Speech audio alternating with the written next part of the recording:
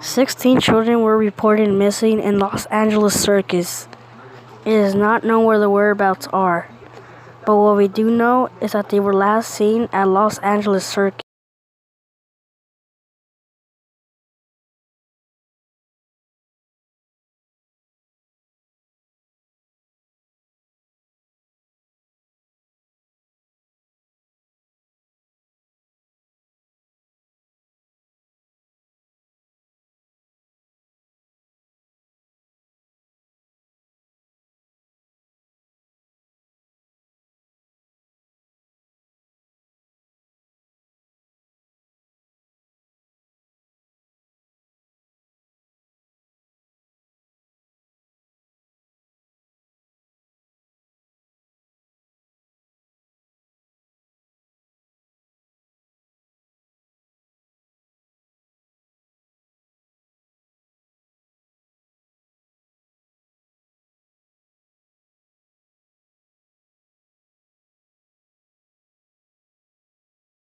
"35-year-old Rachel Robinson has been identified as a murderer of the six children that had been slaughtered.